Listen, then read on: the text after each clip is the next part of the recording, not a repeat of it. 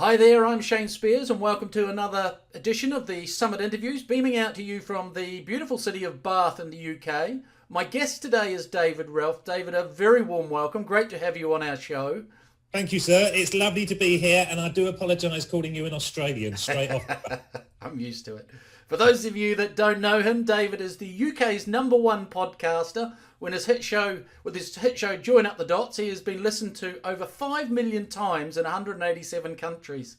So David, the title of our interview today is Why a Podcast is the Greatest Thing for Your Business and Why the World are Doing It Wrong. Yeah. We have 5 minutes for the interview. If you're ready, I'll start the clock. Right, okay, go. So, why should your business have a podcast?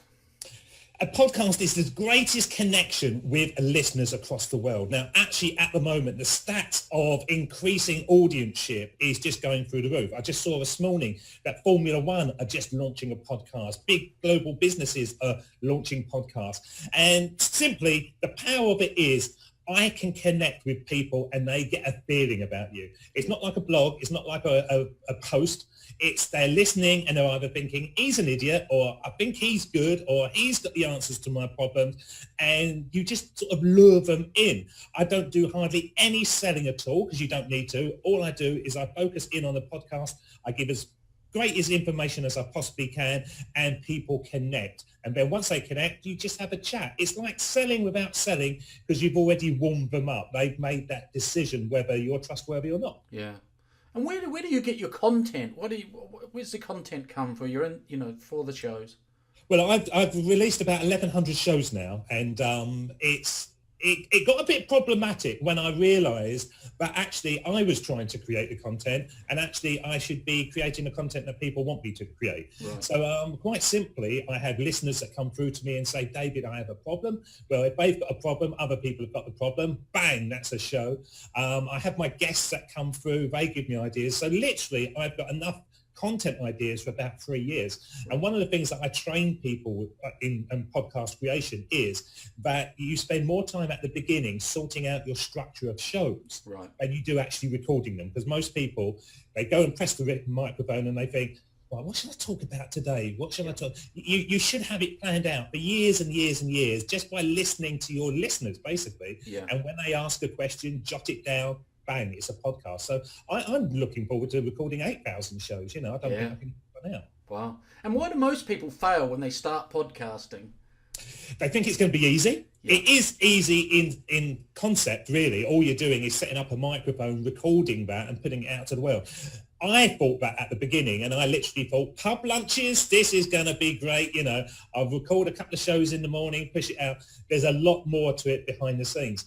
They also choose to a subject that isn't right for them. Yep. So they will actually listen to somebody else go, oh, he's having a lot of success. I'm going to do something like that. And it's not right for them. They also don't plan at the beginning. So they dry up. So naturally, I think it's about 15 to 30 podcast episodes and people stop. Right. And it hasn't given it a chance to grow. So when I started Join Up Dots, I thought to myself, well, the minimum I'm going to do is 1,000 shows, and we'll see how it goes after that.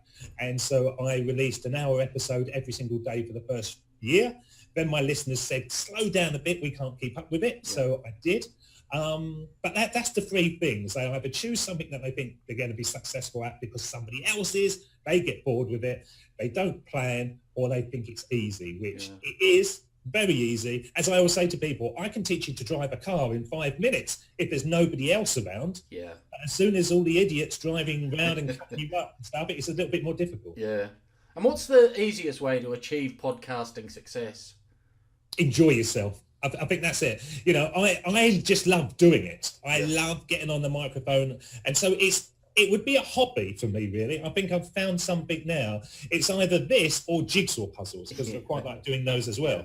And this actually becomes very, very lucrative if you enjoy yourself. And my show is I get more comments from people that say, David, I keep on coming back to you because I listen to other shows and they haven't balanced that education and entertainment. Yeah.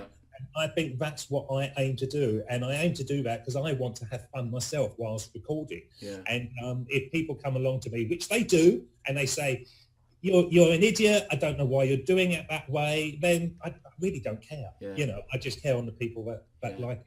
And you sound as though you've got a broadcaster's voice. How important is that?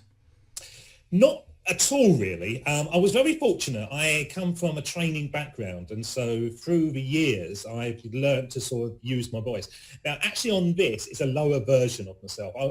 I met an American radio DJ, and he said, you've got to be 75% higher than your normal voice when you're recording, because there's no body language. Right. People are only getting it by the voice. So at the moment, because I'm on webcam, I'm kind of slightly higher than I would normally. But when I'm on the podcast and it's just audio, then I'm really, yes, good morning to you and welcome. And it sounds like you're having a mad moment. Yeah. But when you just listen to it, it sounds normal. It's weird. You'd never go into the kitchen and go, good morning. Have a cup of tea, please. Yeah. You know, it just sounds really strange. Yeah. But you don't need a voice, but you do have to be aware that you can't talk normally. Yeah. You have to learn the professionalisms of a podcasting voice. Brilliant. And we've come to the end of our time. That was great, David. Folks, for more resources, check out David's website, www.podcastersmastery.com. Thank you, David. Thank you very much, Shane. Appreciate it.